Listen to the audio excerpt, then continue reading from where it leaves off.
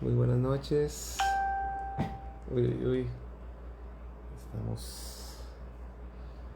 Muy buenas noches. Qué gusto saludarles. Estamos ya listos para nuestra transmisión, para nuestro estudio. Sean todos bienvenidos a su casa. Uy, uy, uy. Vamos a ver. Vamos a bajar acá. Permítame un segundito. Ahí estamos. Qué bueno saludarles. Vamos a saludar respectivamente a los que están ya conectados. Mi querido Héctor, muy buenas noches. Qué bueno saludarte. Gracias por ser el primero en conectarte hoy. Querida amiga Karen, buenas noches. Qué gusto saludarte. Un fuerte abrazo para ti, para tu familia allá en Los Ángeles. Gracias por estar conectada. Buenas noches. Andreita Estrada también ya está conectada. Mi querida Andre, un abrazote para ti, para Guille, para tus bebés. Qué bueno estás por acá. Mi hermanazo Edwin Santizo también ya está conectado. Te bendigo, Edwin. Muy buenas noches. David, buenas noches. David y Loida están conectados ya también. Muy buenas noches. Qué bueno saludarles. Gracias, Edwin. Muy buenas noches para ti. Mi querido Edgar también ya está listo para tomar notas. Edgar, bienvenido. Buenas noches. Lucky y Eddie Sáenz también están ya listos. Sandrita también, muy buenas noches. Bienvenida, bendecida. Mi querida Isa también, muy buenas noches. Buenas noches, Lucky. Y estamos ya listos para comenzar. Mi hermana María Eugenia Porras también, muy buenas noches. Sea bienvenida. Mi hermana Mari Romero desde Los Ángeles también, muy buenas noches. Bendiciones, mi hermana Mari.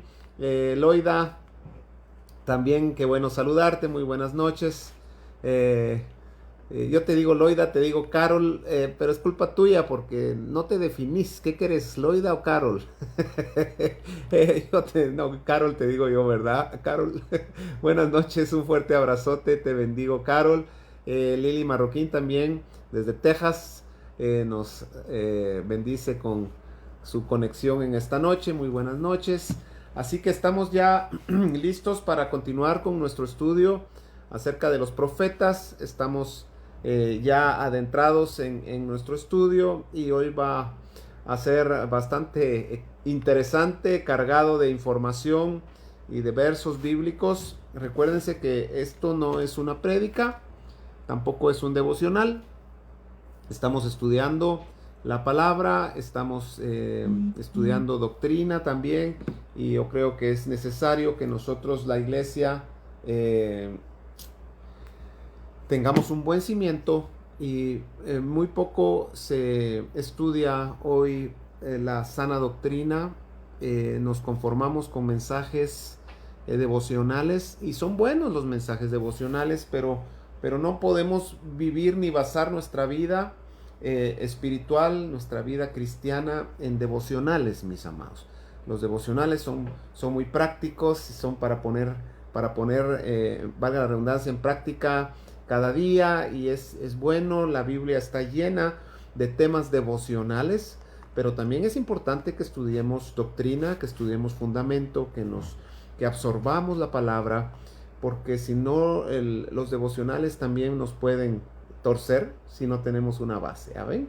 Así que la doctrina es como el cimiento, que no es bonito, no, tampoco se ve todo el tiempo, no es algo 100% práctico, pero es muy importante, porque sin un fundamento, muy lindo puede estar el edificio, muy bien pintado, muy bien decorado, muy bien amueblado, pero el primer temblor, el primer huracán, el primer contratiempo ecológico, ¿verdad? Ambiental, más bien dicho, no ecológico, ambiental, pueden hacer caer ese edificio. Así que yo te animo para que busques al Señor más profundo en su palabra. No todo es para vivirlo hoy, no todo es agradable. La palabra también nos confronta y hay temas muy complicados de asimilar, pero es importante que nosotros, la iglesia, seamos al fin una iglesia bien fundamentada en Cristo, en su palabra, en su verdad. Amén. Así que vamos a hacer una oración y vamos a comenzar orando. Y solamente damos la bienvenida a los que se nos quedaron en el tintero. Glenda Morales, muy buenas noches. Que Dios te bendiga. Mi querida Ana Sandoval, también te bendigo, una maestra de la palabra. Ana, sé bendecida, un honor tenerte con nosotros por acá. Amén. Así que mi hermana Silvia, también muy buenas noches. Sé bienvenida. Herbert Guevara también se conectó y mi querido Diego también con su esposa nos están viendo. Padre bendito, Señor, que en esta noche podamos conocerte más, profundizar en tu corazón, entender tu mente, tu corazón, tus intenciones, Señor, que ya no sean tan lejanas como el cielo de la tierra, sino que podamos cada día manifestar la mente de Cristo. Señor, manifiéstate en nosotros, que tu palabra sea vivificada en nuestro corazón y que podamos, Señor, serte gratos todo el tiempo. Honro tu presencia en esta noche. Bendice a mis hermanos que están conectados. Dame la gracia para poder hablar tu palabra con libertad y con autoridad, y a mis hermanos para poder recibirla con gozo, Señor, y con humildad, para poder ponerla por obra todos juntos. Señor, te honramos en el nombre de Jesús. Amén y amén.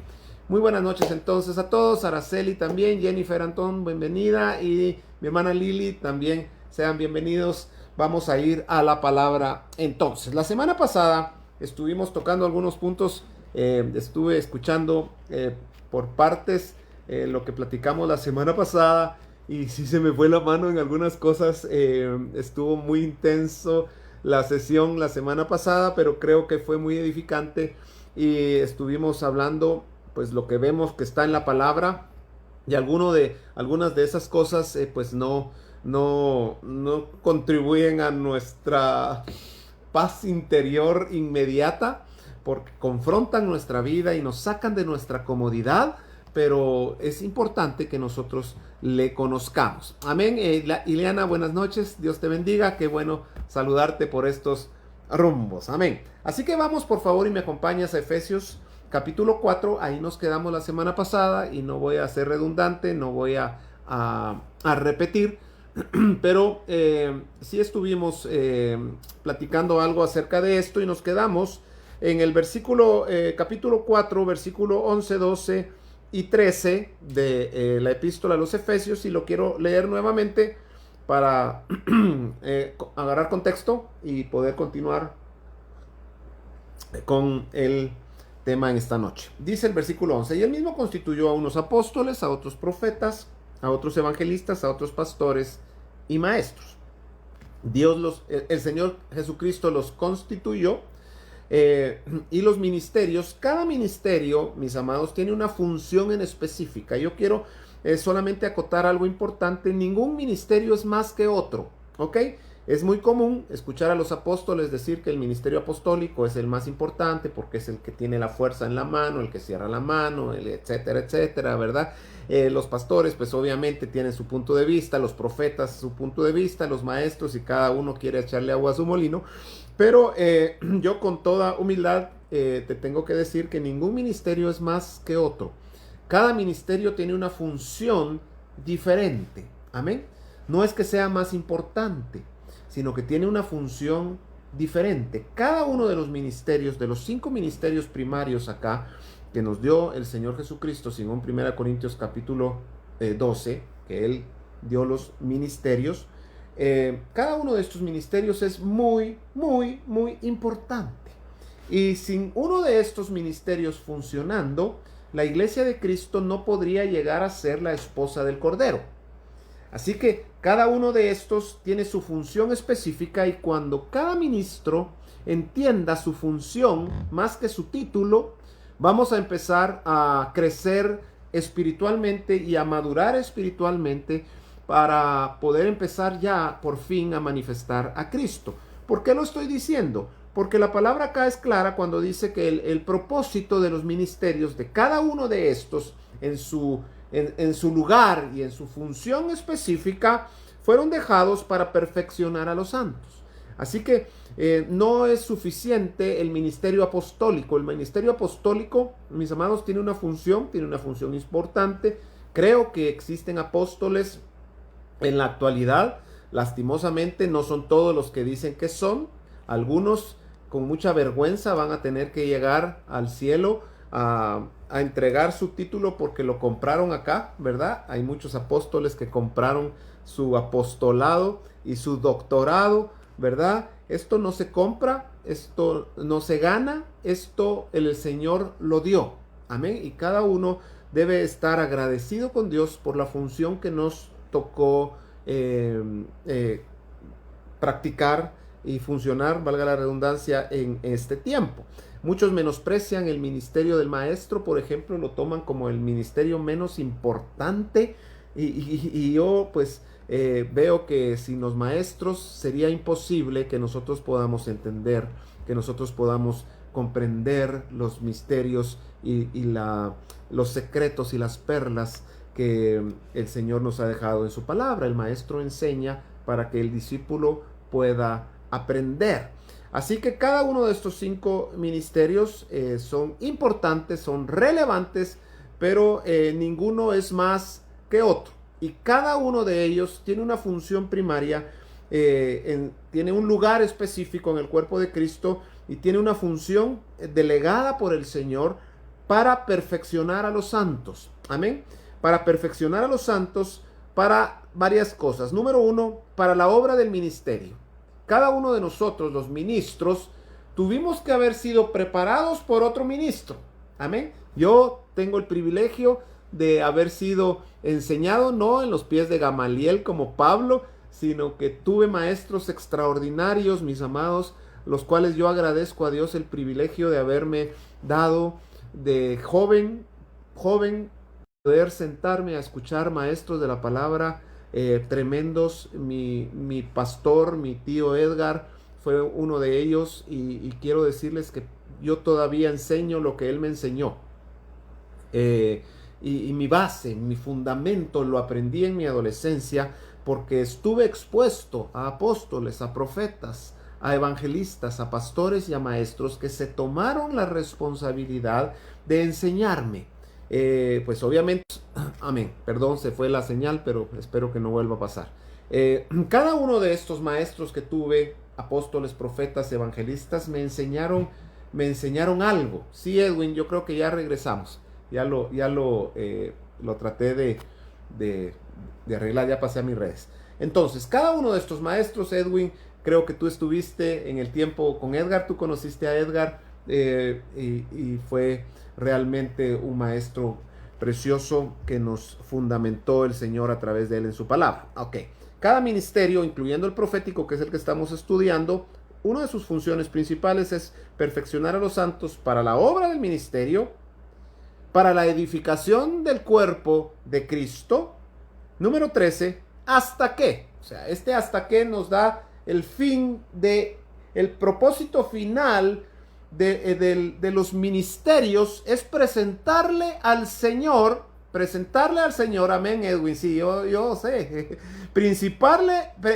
presentarle al Señor una iglesia madura, dice, hasta que todos lleguemos a la unidad de la fe y del conocimiento del Hijo de Dios, a un varón perfecto, a la medida de la estatura de la plenitud de Cristo. Cada uno de los ministerios, si cumple su función, si los ministros cumplimos nuestra función, vamos a poder presentarle al Señor una iglesia gloriosa.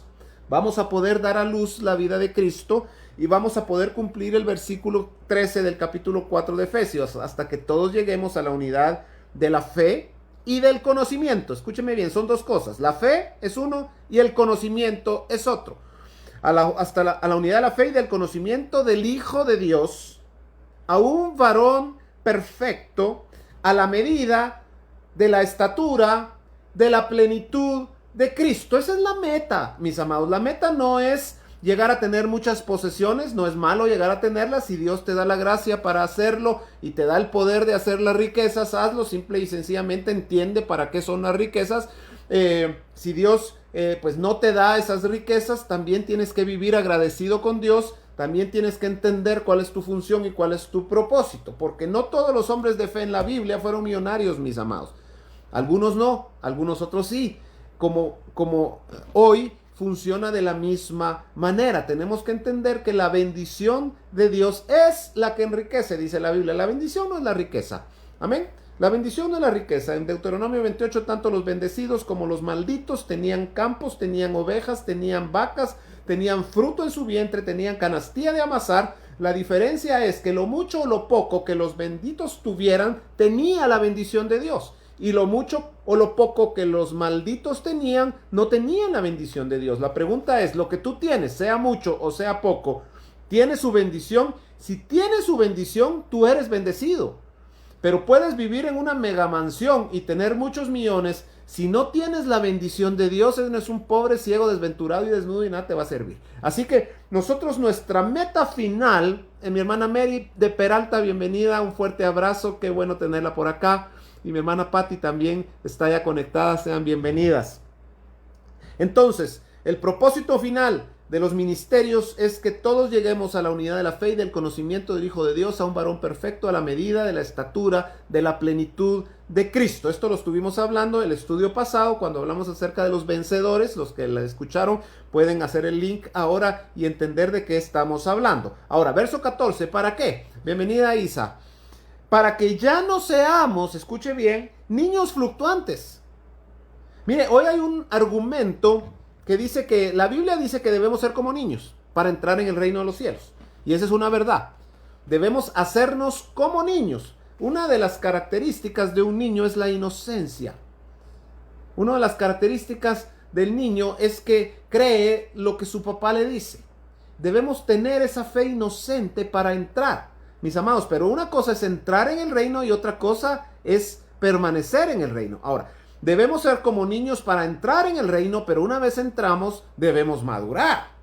Debemos crecer. Hebreos capítulo 6 lo dice perfectamente. El escritor a los Hebreos dice, debiendo ser ya maestros, les tengo que dar leche como a niños. Y acá nos dice, verso 14, para que ya no seamos niños fluctuantes. ¿Y sabe cuál es la característica de un niño? O sea, un niño le sirve su fe inocente para creer y para entrar. Por eso es que Nicodemo no podía entrar, porque tenía la cabezota de adulto. Y el Señor le tiene que decir, tienes que creer como un niño. Tienes que volver a nacer de nuevo. Y él no entendía por qué. Y le decía, me tengo que meter otra vez en la barriga de mi mamá. No, le dice el Señor, siendo tú ya maestro, ¿no entiendes estas cosas? Entonces, los niños entran, pero una vez adentro, la iglesia tenemos que madurar, mis amados. Tenemos que dejar de ser niños. Tenemos que dejar de ser una iglesia tan demandante y tenemos que empezar a ser una iglesia ofertante. Ofertante en el sentido de darnos, de tener la actitud y el entendimiento de que no venimos a esta tierra a recibir un milagro, venimos a esta tierra a hacer nosotros un milagro. No estoy hablando mal de los milagros, pero mire, hoy se cree que una iglesia bendecida es una iglesia en donde abundan los milagros. Y yo te lo quiero poner así. Para que tú necesites un milagro, tienes que tener una necesidad. Y muchas veces la necesidad viene como consecuencia de nuestra desobediencia. Muchos milagros de sanidad que la iglesia necesita son consecuencia de su desobediencia. Porque nos salimos de los principios que Dios dejó, no comemos sano, no vivimos una vida sana y como consecuencia de nuestra desobediencia el cuerpo se enferma, entonces necesitamos un milagro. Entonces viene Dios en su misericordia y nos sana. Ahora, pensamos que ir de sanidad en sanidad, de milagro financiero en milagro financiero. Quiero decirles algo, para que se necesite un milagro financiero, primero tuvimos que tener una necesidad financiera y regularmente, aunque no es una regla, pero regularmente para llegar a ese punto tuvimos que o administrar incorrectamente, ¿verdad? Malgastar nuestra plata, no digo que siempre, pero regularmente cuando necesitamos un milagro en las finanzas es porque hemos administrado mal, nos hemos salido Nos hemos salido de los principios de Dios. Ahora, no estoy hablando mal de los milagros, ni estoy hablando mal de la gente que necesita milagros. Yo los necesito, tú los necesitas, todos los necesitamos. El problema es que pasan los años y pasan los años, y yo llevo 40 años en el Evangelio tratando de servir y de agradar al Señor, y aún necesito que Dios haga un milagro en mi vida, de sanidad, de provisión, de lo que sea, mis amados. Ahora, ¿quién es más bendecido? Te lo voy a poner así. ¿Quién es más bendecido? ¿El que necesita el milagro y lo recibe, o el que no necesita un milagro? ¿Quién tiene más bendición? ¿El enfermo que sana o el que no se enferma? ¿Quién tiene más bendición? ¿El que Dios le paga la deuda o el que no tiene deuda? Contestemos esta pregunta, y los estoy haciendo pensar hoy. O sea, ¿quién tiene más bendición? ¿El que necesita el milagro y el que recibe el milagro, o el que no necesita un milagro? Pues yo creo que es más bendecido vivir en salud divina que en sanidad y sanidad. Creo que tiene más bendición el que no se está enfermando que el que se está enfermando y recibe sanidad. Ahora, claro, todos nos enfermamos, y yo no te voy a condenar por enfermarte, ¿verdad? Todos nos enfermamos, hay muchas causas por enfermarnos, y en su momento Dios a todos nos ha bendecido con sus milagros. Y es una verdad y es una realidad, y los milagros son una bendición, mis amados. Ahora, una cosa es la iglesia niña que está demandando milagros todo el tiempo y que vive por los milagros y que cree que Dios está ahí solo para hacer milagros, y que nuestra predicación y nuestra doctrina se enfoca solamente en recibir milagros, que es parte de, pero no es toda la Biblia. Demuestra un estado. Amén, así es, Ileana. El que no tiene deuda, obviamente.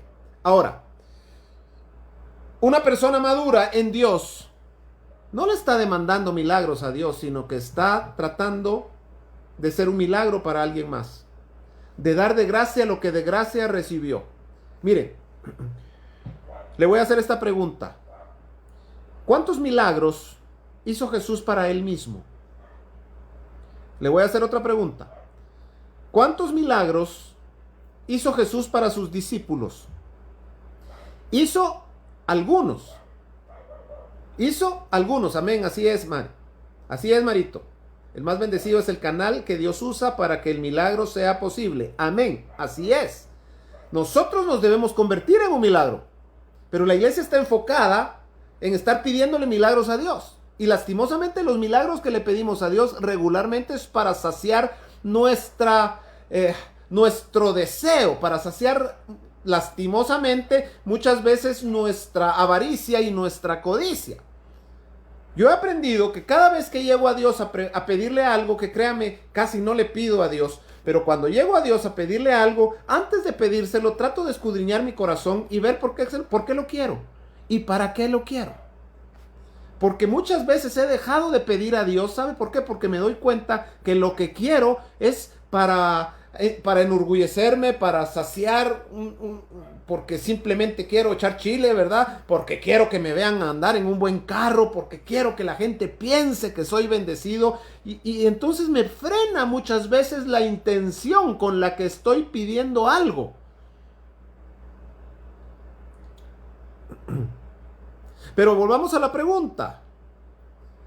Así como dice Edwin, la característica de un niño es pedir y pedir y pedir sin esfuerzo alguno. Yo siempre digo esto: nosotros los cristianos le pedimos a Dios por fe lo que el mundo obtiene trabajando. Mire qué interesante eso. Queremos que Dios nos dé por fe lo que el mundo obtiene trabajando. Y Dios no es un Dios alcahueta. Ahora, ¿Jesús hizo milagros para sus discípulos? Claro que sí, ¿verdad? A Pedro, pues, ¿te acuerdas? Lo manda a pescar para pagar sus impuestos, le sana a la suegra. Ahora, no es un estudio acerca de los milagros, sino que estoy tocando esto porque el versículo 14 dice que ya no debemos ser niños fluctuantes, llevados por donde quiera o por doquiera de todo viento de doctrina, por estratagema de hombres que para engañar emplean con astucia las artimañas del error. Entonces, una persona madura, una persona que está alcanzando madurez y que tiene un entendimiento diferente, como dice Edwin, dejamos de ser niños que piden y piden y piden y empezamos a administrar las promesas, las bendiciones y los dones de Dios. Mire, yo no veo a Jesús haciendo milagros a la loca. Yo no veo a Jesús pidiéndole a Dios cuanta cosa quisiera, ni diciéndole a sus discípulos que eran sus cercanos, eran el VIP, ¿verdad?, de la iglesia, diciendo, ok, pídame lo que quieran. Hay versículos que dice, pídame lo que quieras y yo te lo voy a dar, pero tiene un contexto, no lo podemos sacar solo así. Y yo lo veo en la historia de Jesús con sus discípulos no andaban pidiendo tonterías. ¿Usted ve que sus discípulos estuvieran pidiéndole tonterías a Jesús? ¿Usted ve que los discípulos estuvieran pide? No, sus discípulos estaban aprendiendo. Y quiero decirle una cosa, Jesús con sus discípulos era bastante rigoroso. Creemos que Jesús solo regañaba a los fariseos. No, Jesús a sus discípulos también. Allá en el Evangelio, cuando ellos no pudieron sanar, no recuerdo exactamente la cita, cuando no pudieron liberar a un endemoniado, Jesús les dijo, estoy harto de ustedes. Así les dice. Están conmigo porque les doy de hartar, dijo Jesús una vez. Hombres de poca fe. O sea, Jesús era bastante rígido y bastante drástico con sus discípulos porque Jesús entendió que él estaba fungiendo, bueno, Jesús funcionó en los 5 ministerios, pero Jesús estaba funcionando como un maestro. Y el maestro enseña. Y el maestro, mis amados, tiene que ser disciplinado y tiene que enseñar disciplina a sus discípulos, a sus estudiantes. Un buen maestro enseña no solamente a escribir, a multiplicar, también les enseña disciplina a sus alumnos. Y Jesús enseñó disciplina. Jesús no solo enseñaba doctrina, Jesús también enseñó a vivir disciplinadamente el evangelio. Y yo no veo que los discípulos estuvieran inventándose peticiones. Yo no veo a los discípulos decretando, ni pactando, ni mucho menos reclamándole a Dios o al Señor en ese momento algo. Yo veo que ellos con mucho respeto se acercaban a Jesús. Así que, mis amados, debemos crecer. Y el ministerio profético, una de sus funciones principales es hacernos crecer en el discernimiento, de hacernos crecer, mis amados, porque de lo que somos damos. Amén. Así que el profeta, ¿cuáles son sus características? Un hombre probado, un hombre que da fruto, un hombre que tiene discernimiento de espíritus, un hombre que tiene revelación y un hombre que tiene relación con Dios, con el Padre. Los 5 ministerios obviamente tienen que tener relación con el Padre, pero el ministerio profético, mis amados, recibe lo que habla y lo que vive directamente del Padre. Así que no cabe un profeta que no tenga una relación personal con el Padre. Entonces vimos las clases anteriores que el profeta habla lo que el Padre le dice que hable. Así que, versículo 15, sino que siguiendo la verdad en amor, crezcamos en todo en aquel que es la cabeza, esto es Cristo, de quien todo el cuerpo, la iglesia, ¿verdad?, bien concertado y unido entre sí por todas las coyunturas que se ayuntan mutuamente según la actividad propia, escuche bien, según la actividad propia, así es, Silvia, si permanecen en mí. Esa es una condición para pedir todo lo que querramos. Ahora, el que permanece en Dios no va a pedir tonterías. ¿Por qué? Porque si permaneces en Dios, te vas a impregnar de su naturaleza, de su santidad, de su entendimiento, de Él mismo. Entonces, el que permanece en Dios va a pedir de acuerdo a la voluntad de Dios. Ese versículo de Juan 15 nos está diciendo que pidan todo lo que se les ocurra. Está diciendo que de acuerdo a la naturaleza y a la relación con Dios, así va a ser nuestra petición. Ahora, dice acá, mire, verso 16 al final. Según la actividad propia de cada miembro. Okay, la función propia de cada miembro recibe su crecimiento para ir edificándose en amor. Amén. Así que el amor lo estamos estudiando los días viernes en el estudio del fruto del Espíritu. Así que, mis amados, el ministerio profético, que es el que nos concierne, es aquel que contribuye para que nosotros, la iglesia, podamos alcanzar la plenitud de Cristo y para que dejemos de ser niños. Así que un profeta no es aquel que solamente le está manoseando el alma a la gente diciéndole lo que quiere oír. Yo podría ponerme a profetizar acá y podría empezar a manosearte tu alma y podría empezar a decirte cosas que son: dice el Señor que te ama, que tú eres su tesoro, que tú eres que la niña de sus ojos, mis amados. Pues eso lo dice la Biblia, para eso no necesitamos un profeta.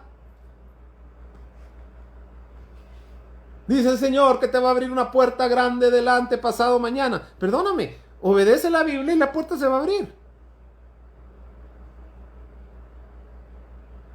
Dice el Señor que te va a bendecir sobreabundantemente. Bueno, la Biblia dice, obedece la palabra y la bendición va a llegar sobreabundante. O sea, perdónenme, para eso no necesitamos profetas, mis amados. Los profetas eran para otra cosa y lo vamos a estudiar. Y estoy tan expectante, para no decir emocionado, porque la palabra ya me llamaron la atención, que digo mucho emoción, ¿verdad? Pero expectante de lo que vamos a estudiar, porque la vida de los profetas es apasionante y nos enciende un fuego adentro, mis amados. Es como cuando ves a un atleta o a alguien que hace algo extraordinariamente bien, con pasión y con fuego, y tú estás viendo y quisieras hacer lo que él hace y te prende, te enciende. Mis amados, cuando leemos a los profetas nos debe encender ese fuego adentro de ser como esos hombres tan aguerridos, impetuosos, con una fe tan bien puesta en sus pantalones, mis amados. No le tenían miedo al enemigo, no le tenían miedo ni aún a la propia muerte. Esos hombres no temían el sufrimiento ni el dolor. Los valientes de David, mis amados, lo que tú quieras, dispuestos a entregar su vida. Uno agarró y lo pusieron a defender una parcela y mató no me acuerdo a cuántos con su espada. Al otro se le quedó pegada la espada en la mano de tanto enemigo que mató.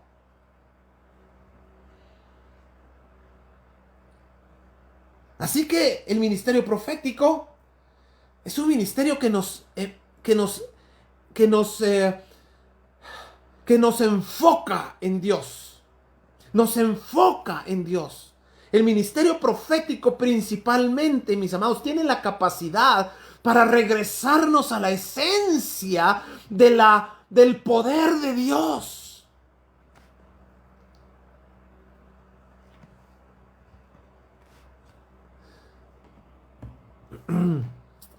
Vamos a avanzar acá. Toda profecía, toda promesa, toda instrucción, toda reprensión, toda disciplina, toda bendición, todo lo que Dios da y todo lo que Dios quita, su propósito es acercarte a Él. Te lo voy a repetir. Toda profecía, toda promesa, toda instrucción, toda reprensión, toda disciplina, toda bendición, lo que Dios da, lo que Dios no da y lo que Dios quita, tiene su propósito, su propósito es acercarte a Él. El propósito de un profeta es regresar el corazón de Dios, el corazón del pueblo a Dios. Te lo voy a repetir. El propósito de un profeta es regresar el corazón del pueblo a Dios. Alinear el corazón del pueblo a Dios. Evitar el juicio de Dios a causa de la desobediencia. Eso es lo que Jeremías trató de hacer por 40 años. Evitar que viniera el juicio y que el pueblo regresara o se fuera cautivo a Babilonia. Ese fue el mensaje de Jeremías. Ese era el corazón de Dios para el pueblo y usó a Jeremías para que el pueblo se arrepintiera y no se arrepintió.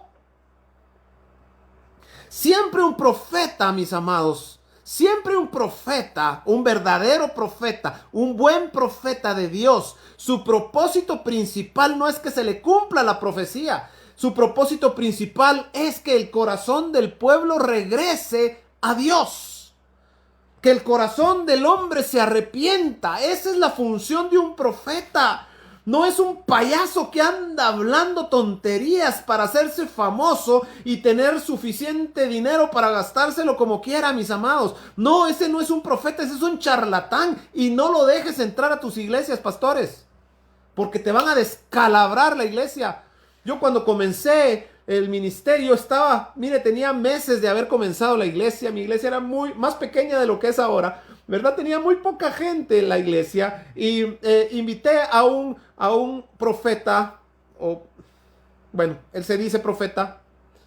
Mire, me llegó a descalabrar la iglesia. 2 familias de las 4 que tenía se me fueron.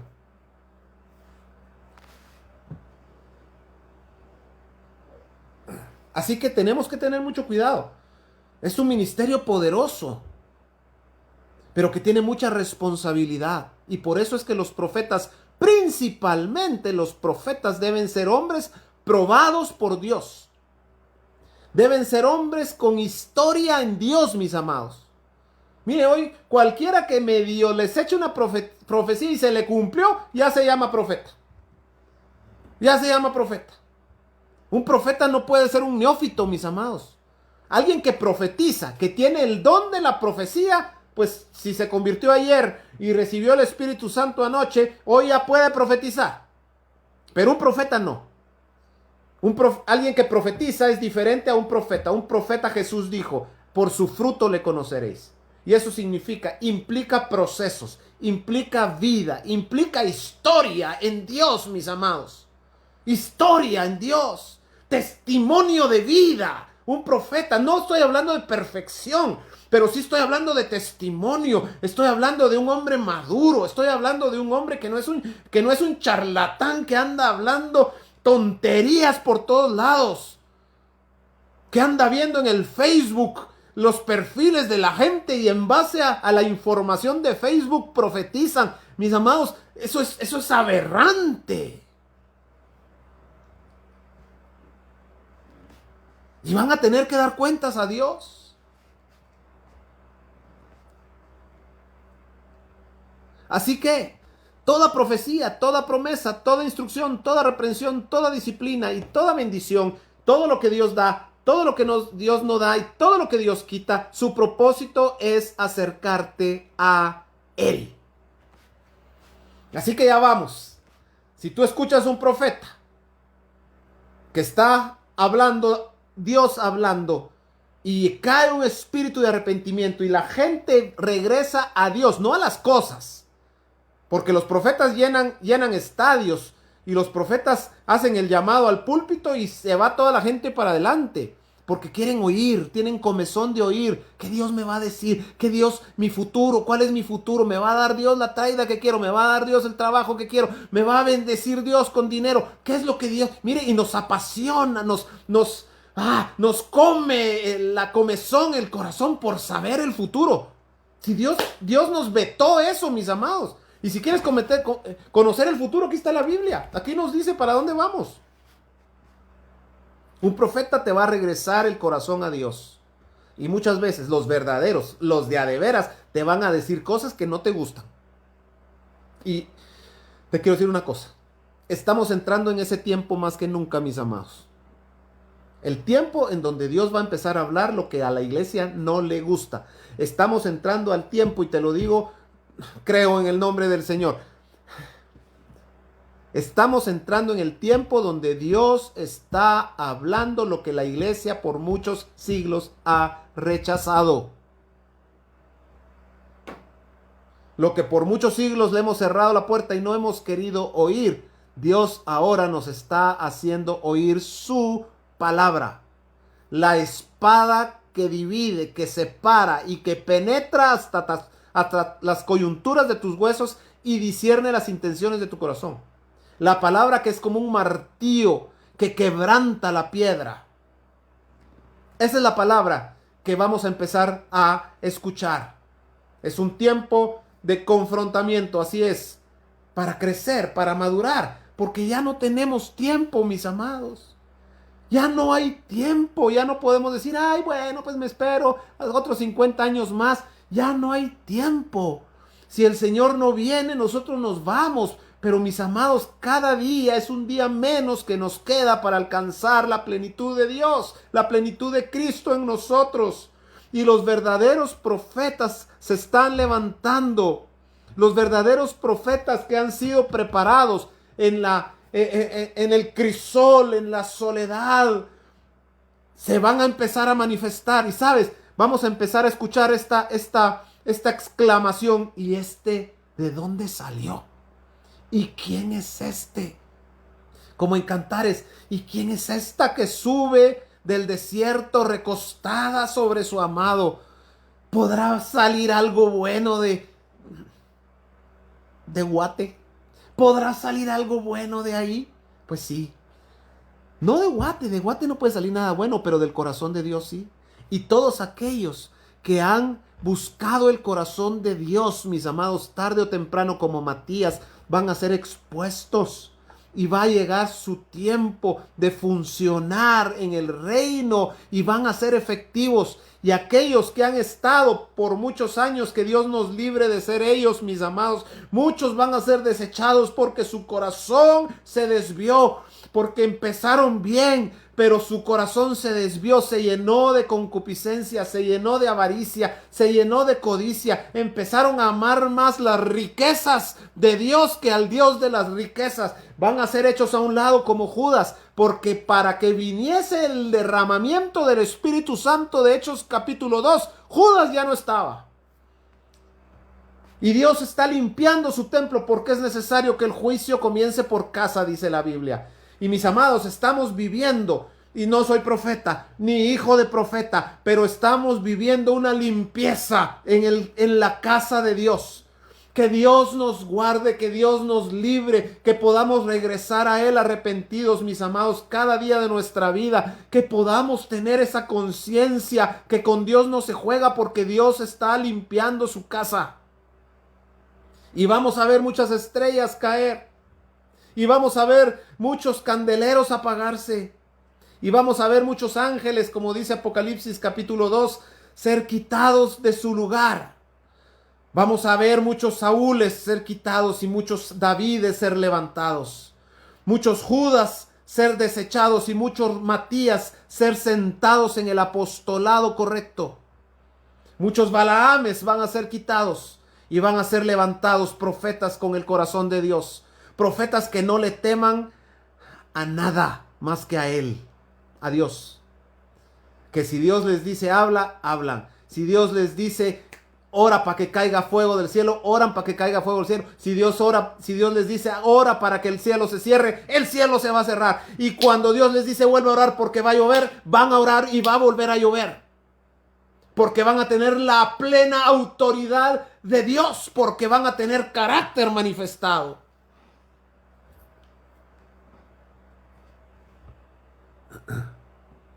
Cuando dice Efesios capítulo 4, hasta que todos lleguemos a la unidad de la fe y del conocimiento, esa palabra conocimiento es la palabra epignosis, que significa, escuche, reconocimiento pleno. ¡Wow! Esto me aturde la mente, porque encierra tanta profundidad.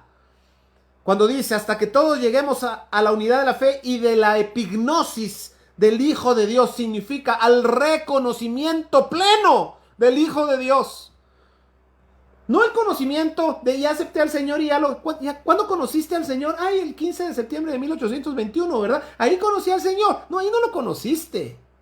Porque conocer es la palabra epignosis, que significa reconocimiento pleno.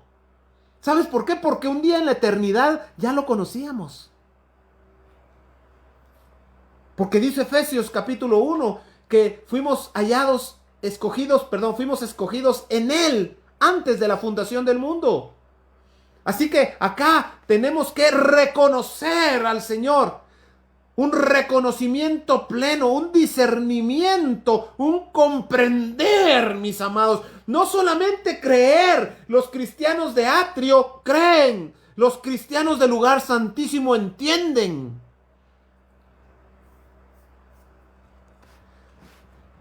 No se trata de vivir la vida creyendo, mis amados. Eso es Mire, eso es el 2 por 2 son 4 pues. Pero un ingeniero que está construyendo edificios, mis amados, no puede vivir de 2 por 2. Claro, lo usa todo el tiempo y ya es implícito en él. Pero no se puede quedar en 2 por 2 son 4, 4 por 2 son 8 y 8, 16, porque ya su entendimiento crece, eso es parte de su esencia, pero no se quedó ahí. Mis amados, la iglesia nos hemos quedado en créele a Dios por tu milagro, créele a Dios por tu milagro, recíbele a Dios tu milagro, confiesa tu milagro, pacta por tu milagro, reclama tu milagro. Mis amados, 2 por 2 son 4, sigamos adelante, hay mucho por delante, y en el lugar santísimo no se vive de milagros, en el lugar santísimo se vive por relación.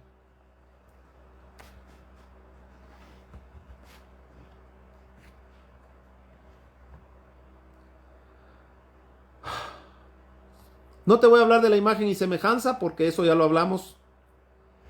Pero quiero usar los próximos 15 minutos que me quedan para hablarte de una verdad.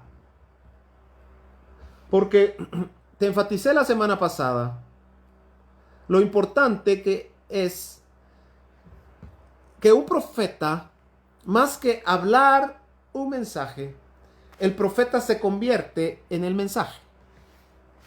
Y quiero hablarte esta verdad en los próximos minutos.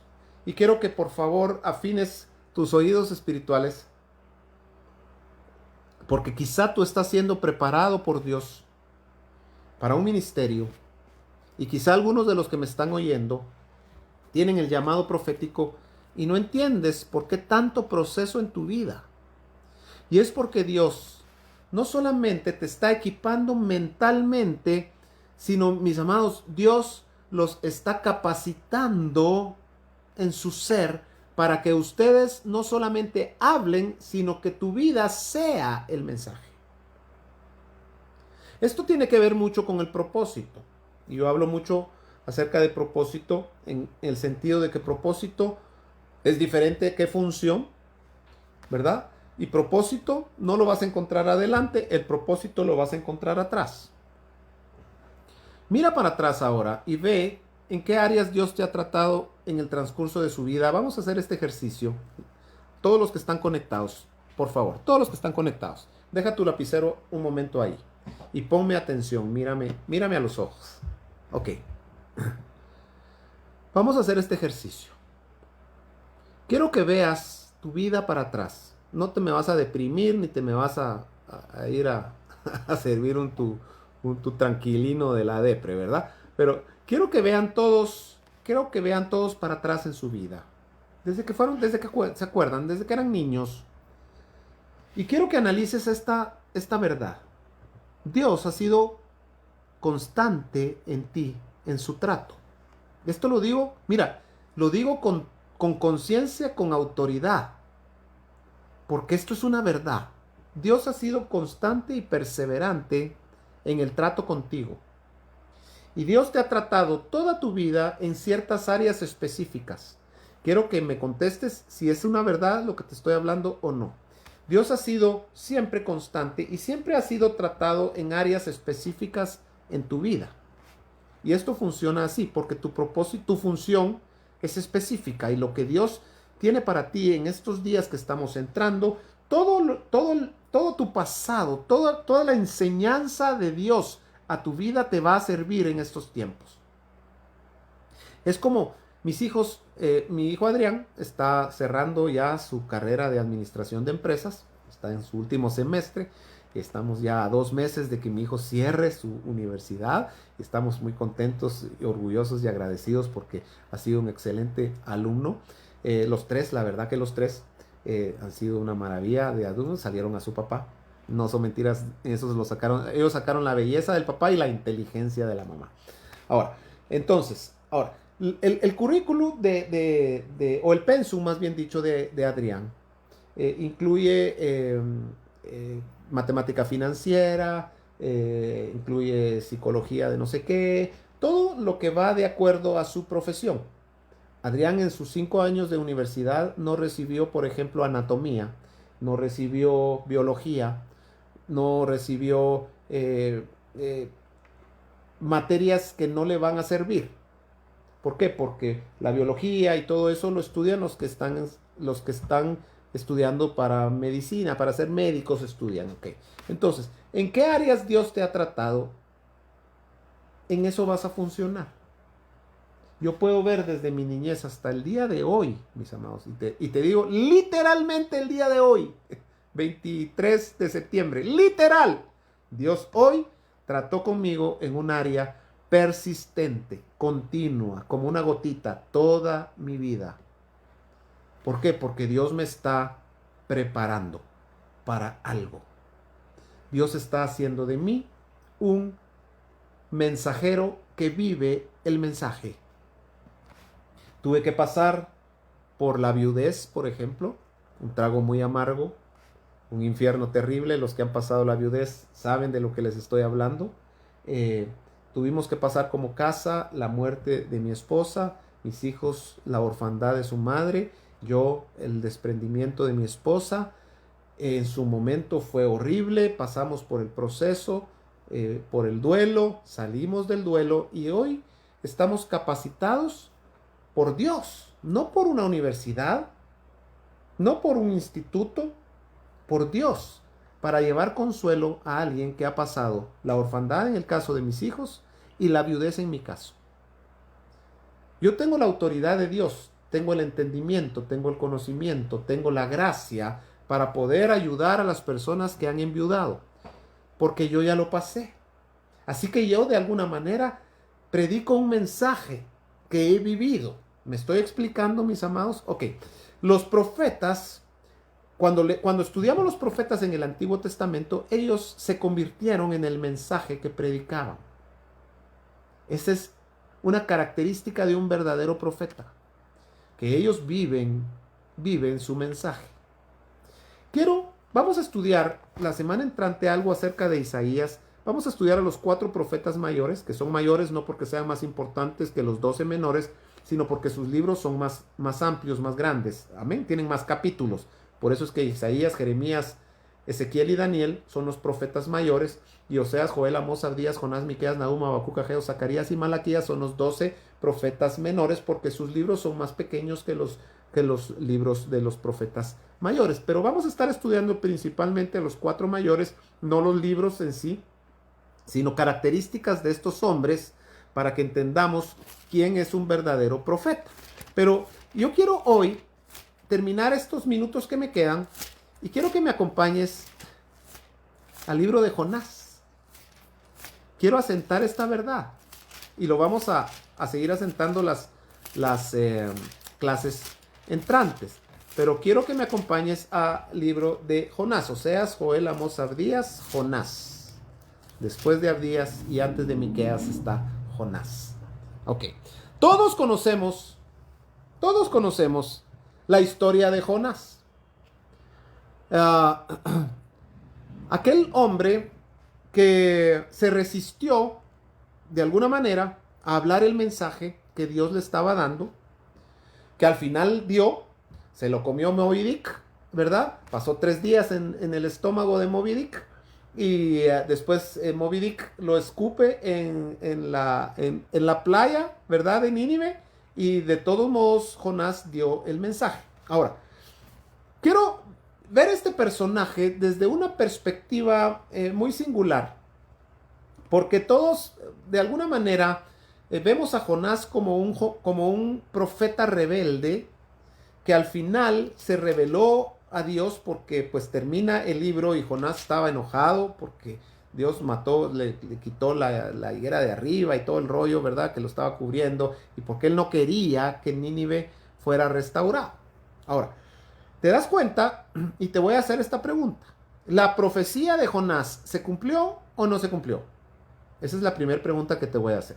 Y te la voy a contestar aquí porque obviamente no estamos presenciales, ¿verdad? La profecía de Jonás no se cumplió. Porque la profecía que Jonás dijo es, Nínive en 40 días Nínive será destruida. Esa fue la profecía. En 40 días Nínive será destruida. Y pasaron los 40 días y Nínive no fue destruida. Porque aquí asiento la verdad que te prediqué que te enseñé hace unos minutos. El propósito principal de Dios no es que la profecía se cumpla, sino que el corazón del hombre se arrepienta. Así que Nínive se arrepintió, no hubo necesidad de destruirlo, aunque Dios el juicio vino años después a Nínive, porque la historia nos lo dice, pero en ese momento, a los 40 días, Nínive no fue destruida y Jonás se enoja. Pero quiero darte rápidamente, porque ya no tengo tiempo. Jonás significa paloma, interesante, significa paloma. Y dice que Jonás, llegó palabra de Jonás, del Señor a Jonás, hijo de Amitai, diciendo, verso 2, levántate y ve a Nínive, aquella gran ciudad, y pregona contra ella, porque ha subido su maldad delante de mí. Y Jonás se levantó para huir de la presencia de Jehová a Tarsis, y descendió a Jope, y halló una nave que partía para Tarsis, y pagando su pasaje, mire, aquí hay mucha riqueza, pero no me voy a quedar ahí. Entró en ella para irse con ellos a Tarsis, escuche, lejos de la presencia de Jehová. Ahora, Jonás definitivamente es un profeta de Dios, y no podemos catalogar a Jonás como un mal profeta. Jonás fue un profeta con ciertas falencias y ciertas características en su carácter, valga la redundancia, pero no podemos meter a Jonás a la par de Balaam, por ejemplo, ¿verdad? Porque al final de cuentas, Jonás obedeció a Dios y él tenía su propia relación con Dios, que pues ahí él y Dios, ¿verdad? Pero dice acá, y entonces Jonás se levanta y se va lejos de la presencia de Jehová. Y entonces yo lo que veo es que Jonás recibe un mensaje, escúcheme bien, Jonás recibe un mensaje el cual él no estaba preparado para dar. Regularmente cuando Dios nos habla, cuando Dios nos da un mensaje, o cuando Dios nos da una palabra o nos da una promesa, regularmente nosotros no estamos listos aún para poder administrar. Por ejemplo, cuando Dios promete algo, inmediatamente viene el proceso. Esto es una verdad que se asienta en la Biblia.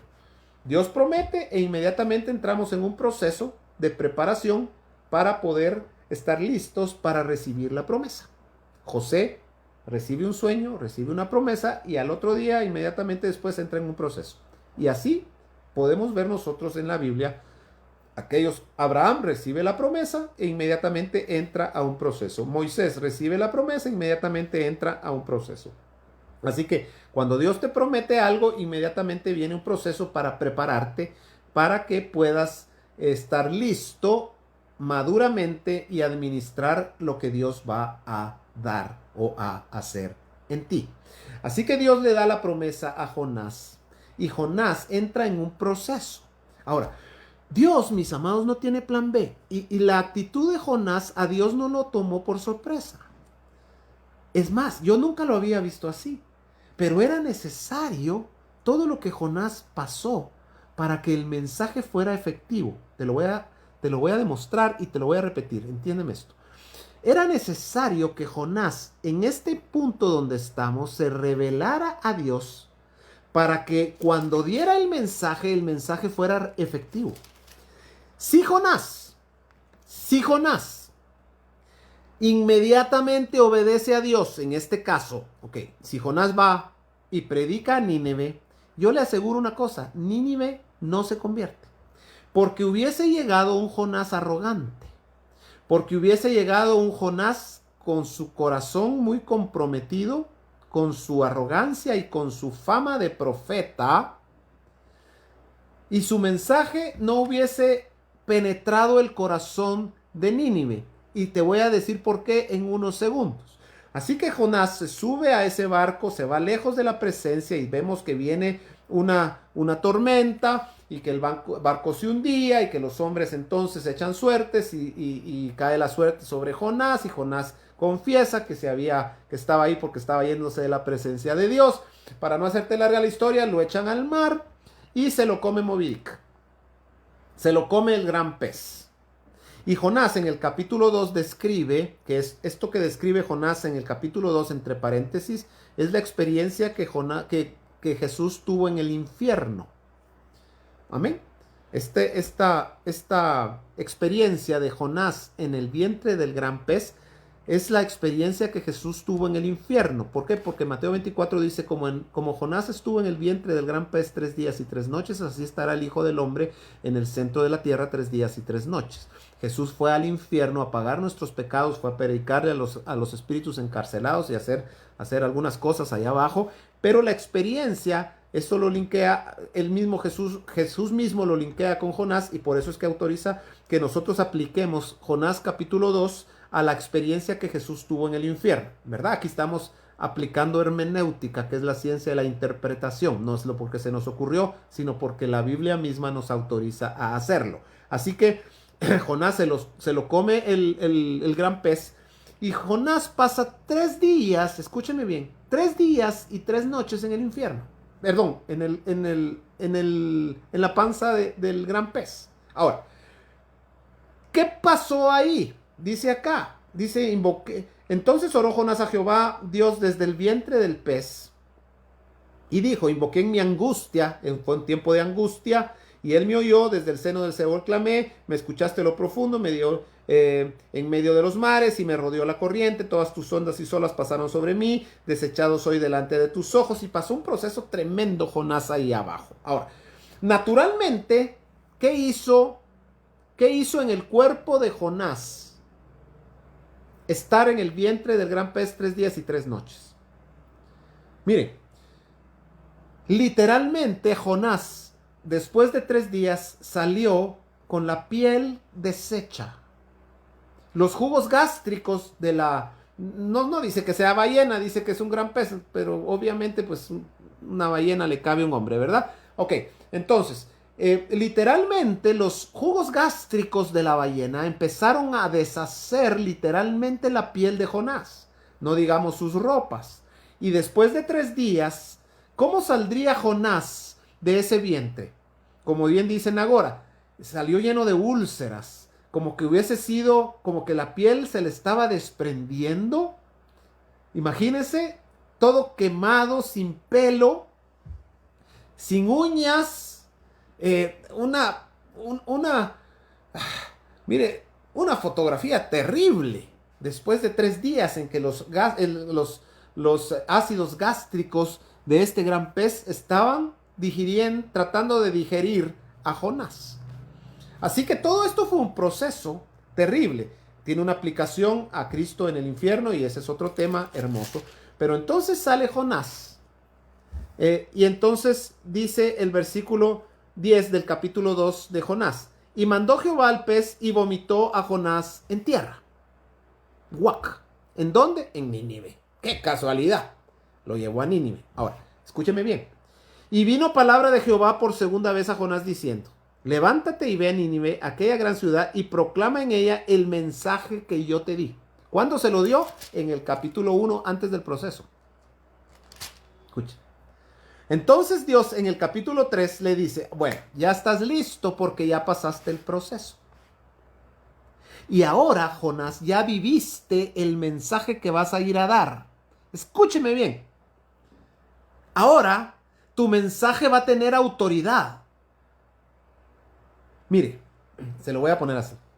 Si en el capítulo 1 Jonás llega a Nínive, se baja de su avión 5 estrellas, ¿verdad? Con su traje Armani y con su corbata de seda y con sus zapatos de a $500 y con su Rolex presidente en la muñeca, y se baja él del avión con su cuatío atrás que le carga la Biblia, porque ahora los profetas ya no cargan su Biblia, sino que tienen que tener a alguien que les suba la Biblia al púlpito, ¿verdad? Y si se les cae el pañuelo ya no se pueden agachar, tiene que subir a alguien de abajo a recogerles el pañuelo a mi Lord, ¿verdad? Entonces, imagínense a un Jonás antes del proceso, arrogante, a decirle a Nínive que se arrepienta porque Dios lo va a destruir. Y entonces le tienen su tarima preparada con todo su equipo y los mejores músicos y la mejor música ahí, ¿verdad? Y está todo Nínive esperando que el profeta suba, y sube aquel hombre arrogante, lleno de orgullo, lleno de ira, sube y dice: Nínive va a ser destruido. Ni le hubieran puesto coco. Ahora, después del proceso, ¿sabe cuál fue realmente el mensaje que Dios le dio a Nínive a través de Jonás. Las palabras fueron, lo dice el verso 4, de aquí a 40 días Nínive será destruida. Estas fueron sus palabras. Pero el mensaje fue, si no se arrepienten, les va a pasar esto. Ese fue el mensaje. Nínive, si no te arrepientes, te va a pasar esto. Vas a ir a parar al infierno mismo. Y tu piel se va a deshacer. Y te vas a llenar de llagas hediondas y dolorosas. Y vas a pasar por un infierno. Por el infierno que yo tuve que pasar para poder tener la autoridad de darte este mensaje. El mensaje que Jonás habló fue, de aquí a 40 días, Nínive será destruido. El mensaje que Jonás vivió fue, arrepiéntete, porque si no te arrepientes te va a pasar esto. Y cuando Nínive lo vio, más que escuchar sus palabras, vio su mensaje de vida y dijo, yo me arrepiento, porque no quiero pasar por ahí. ¿Te das cuenta lo importante que es convertirnos en el mensaje? Un profeta de Dios, mis amados, su vida es difícil. No es el glamour de los profetas de hoy. No es la fama de los profetas de hoy. Los verdaderos profetas de Dios sufren el mensaje para poder tener la autoridad para predicarlo. Te mencioné Jonás porque yo nunca había visto esta verdad escondida. A Dios no lo agarró por sorpresa la rebelión de Jonás. Simple y sencillamente el Señor necesitaba que Jonás entrara en el proceso y Dios necesitaba que la ballena se lo comiera para que Nínive se arrepintiera. Dios sacrificó, escúcheme bien, profeta, Dios sacrificó al profeta para que el pueblo se arrepintiera. Como Cristo tuvo que ser sacrificado para que el mundo le conozca, no estoy hablando que el profeta sea un Mesías, estoy hablando que el profeta vive de tal manera el mensaje y manifiesta de tal manera la vida de Cristo que Dios puede traer arrepentimiento al corazón cuando ve a un hombre como tú y como yo enfrentar la vida con gallardía, con fe, con actitud en Dios, con valentía, mis amados. Eso trae convicción a los de afuera. ¿Por qué los de afuera no se arrepienten? ¿Sabe por qué? Porque ven a un montón de nahuilones predicando un montón de verdades que no viven.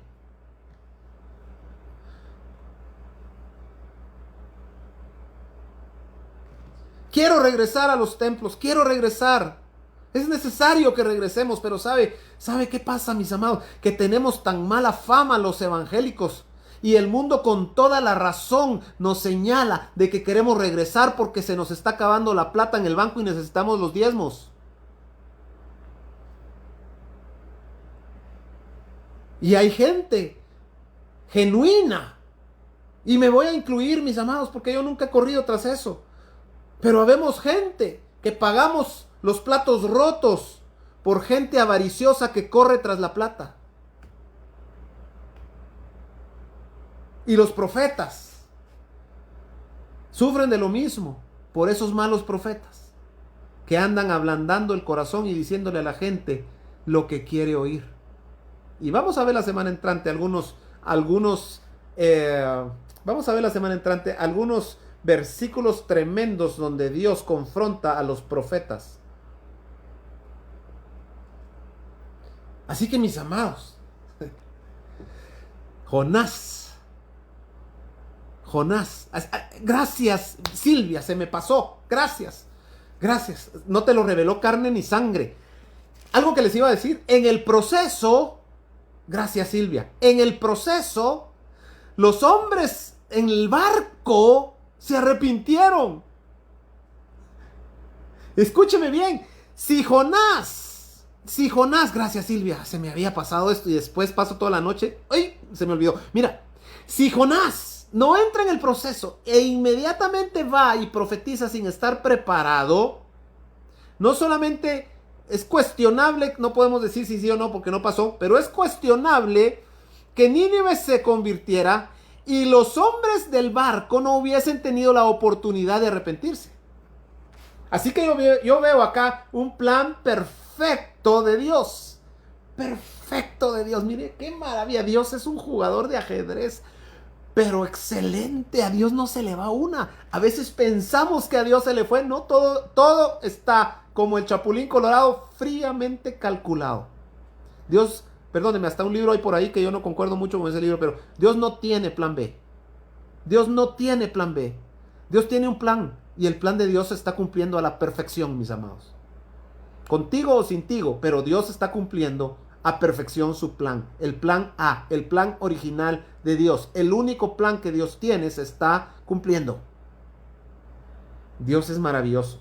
Gracias, Silvia. ¿Por qué? Porque es importante, porque en nuestros procesos hay gente que va a conocer al Señor cuando te ve pasar el proceso. Hay gente que Dios pone en tus procesos.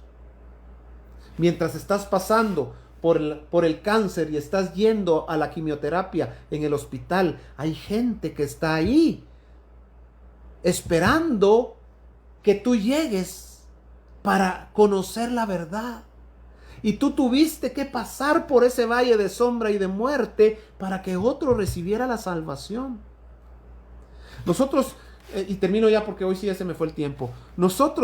Yo, mis amados, pasé por la viudez, te lo conté. Y entonces el Señor nos instruyó para que levantáramos o comenzáramos un grupo para ayudar a viudos y a viudas, y lo tuvimos por algunos años y fue de mucha bendición. Y me atrevo a decirte que miles de viudos pasaron por esos desayunos que nosotros hacíamos mensualmente. Y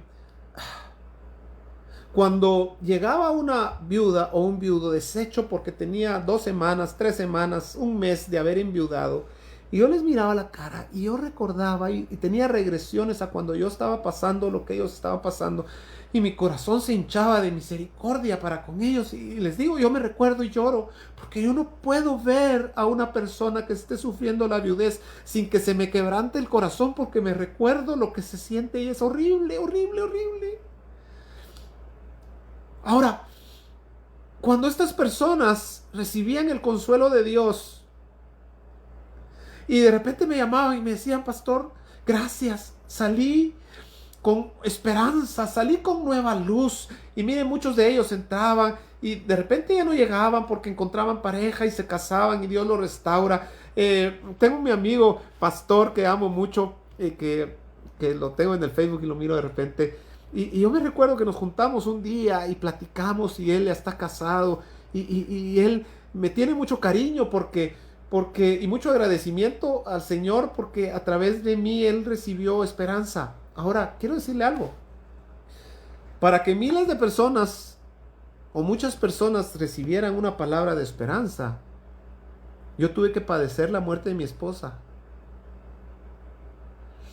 Y Dios dijo: ok, Tito, me vas a servir en esto, lo tienes que vivir. Con Ezequiel llegó el Señor y le dijo: prepárate, Ezequiel, porque mañana te quito el deleite de tus ojos. Ezequiel, tienes que comer tu comida con estiércol. Oseas, te tienes que casar con una prostituta y amarla, porque tengo un mensaje que darle al pueblo y te escogí a ti para darlo. ¿Estás dispuesto? Y Ezequiel, Oseas, Jeremías, Isaías le dijeron: sí, Señor. Mire, a mí no me dio a escoger el Señor, porque no sé si le hubiera aceptado la propuesta. Yo no tuve para escoger. Mi esposa se murió y yo no quería que se muriera. Pero lo que le agradezco a Dios es que cuando ella murió, su gracia abundante vino sobre mi vida, y yo dije: esta semilla va a dar fruto. Yo me resisto a sufrir de balde. Esas fueron mis palabras. Me resisto a llorar de balde. Me resisto a sufrir de balde. Esta semilla amada va a dar fruto. Mis amados, hoy tú me estás escuchando. Hoy hago lo que hago. No soy un megapastor, ni un pastor famoso, ni un pastor que lo oiga multitudes. Soy un desconocido. Soy un punto en el universo. Pero tengo el privilegio de predicarte esta palabra Y quiero decirte algo, esto no lo aprendí solo en el instituto bíblico. Esto ha traído noches y noches y noches y noches de llanto, de desconsuelo, de dolor, de apatía, de días grises y oscuros en donde mis hijos y yo solo nos queríamos morir. Para que años después, quizá tú que me estás oyendo, pueda brillar un punto de esperanza en tu corazón. Y si tú estás pasando hoy por procesos, hermano, que me estás escuchando, cualquiera que este sea, yo no menosprecio tu sufrimiento, porque para cada uno su proceso es el más difícil. Pero si tú estás pasando por un proceso hoy, yo quiero que recibas esperanza y te digo en el nombre del Señor, vas a salir, Dios te va a sacar. Y no vas a salir como entraste, vas a salir perfeccionado, vas a salir con un corazón sano, vas a salir con un corazón libre, vas a salir lleno de gracia y de misericordia, porque si me sacó a mí, te va a sacar a ti. Si me sacó a mí, que mis amados, realmente yo me declaro un hombre débil, te va a sacar a ti y te va a levantar a esferas que tú no te imaginas si tan solo hoy le puedes creer a Dios. Un profeta no es solamente aquel que es reconocido como profeta. Todos, mis amados, todos de alguna manera funcionamos en algún punto como profetas de Dios, como enviados del Señor para hablar de su parte. Y Dios está formando un mensaje en tu vida. No lo menosprecies. No lo deseches, porque es un tesoro que te ha costado sangre, que te ha costado llanto, que te ha costado tiempos difíciles en tu vida. No lo tires a la basura, no te amargues. Agradece. Ya lo pasaste. Y como dice el corito, que me encanta, ya lo pasado, pasado. Ya lo pasado, pasado. Agarra tu pasado y que te sirva como la esencia que Dios te ha dado para traer esperanza a un mundo que necesita hoy de una palabra que venga respaldada por una vida. Vamos a empezar a ver hombres y mujeres que van a hablar de parte de Dios, pero no como la bula de Balaam, sino van a hablar de parte de Dios, como Ezequiel y como Daniel y como Oseas y como Jeremías y como el mismo Jonás, producto de los procesos aprobados con la autoridad de Dios para traer vida y arrepentimiento, no solamente a pescadores en un barco, sino a ciudades enteras como Nínive. 120,000 personas había en Nínive y las 120,000 personas se arrepintieron por el mensaje que Dios dio a través de un hombre que padeció lo que predicó. Te quiero bendecir en esta noche y vamos a terminar orando y dándole gracias a Dios por sus benditos procesos, mis amados. Quiero que tú levantes tu mano ahí donde estás. Levanta tus manos y vas a agradecerle a Dios tus procesos. Porque delante de esos procesos te espera un ministerio, te espera el respaldo de Dios, te espera la cosecha que Dios prometió para tu vida. Escúchame bien, yo no te estoy hablando de dinero, yo no te estoy hablando de billetes, no te estoy hablando de comodidad en esta tierra. Te estoy hablando del agrado del corazón de Dios. Porque cuando Dios recibió a Ezequiel, a Isaías y a todos estos hombres, mis amados, yo creo que el cielo entero ovacionó la obra del Espíritu Santo en ellos. Y recibieron un galardón. Y recibieron un galardón que después echaron a los pies del Señor. Porque aquel que llega maduro al cielo, no le interesa el galardón, no le interesa lo que Dios, la corona que Dios le pueda dar, le interesa a Dios mismo. Él es nuestro galardón. Así que te bendigo en el nombre de Jesús desde tu cabeza hasta la planta de tus pies. Recibe esta palabra que es como espada, yo lo sé. Esta palabra que es como un martillo, yo lo sé. A mí me quebranta la roca, la piedra de mi corazón endurecido esta palabra. Duele, duele, duele recibir una palabra así. Pero te quiero decir algo, el reino de los cielos sufre violencia y solamente los valientes le arrebatan. Es tiempo de regresar al mensaje de la cruz. Es tiempo de regresar a las sendas antiguas. Es tiempo, mis amados, de aferrarnos a la gracia y a la misericordia de Dios, de ver las cosas de arriba donde está Cristo sentado, a la diestra de Dios Padre. Es tiempo que nos despojemos de la avaricia, de la codicia y que evidenciemos estas doctrinas que nos hacen tanto daño, mis amados. Dios no envió a su Hijo. El Padre no envió a su Hijo a morir en una cruz para tener una iglesia llena de billetes. El Señor Jesucristo murió en la cruz para regresar por una iglesia santa, gloriosa, sin mancha y sin arruga. Te bendigo en el nombre de Jesús. Gracias por conectarte. Gracias por estar pendiente. Por favor, comparte estos videos y te espero el día viernes. A la pastora Mari Sicay, bienvenida, que Dios la bendiga. Un honor tenerla con nosotros. Sea bienvenida.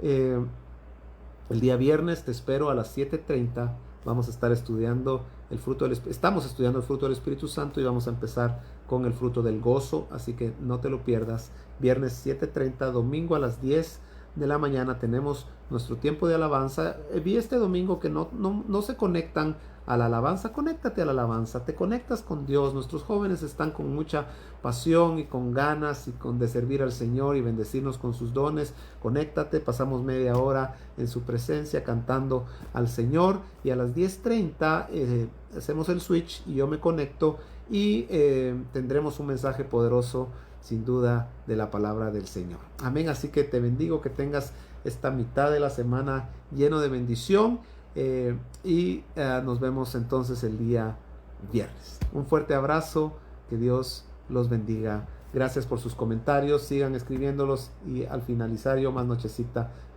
los leo todos. Amén, que Dios los bendiga.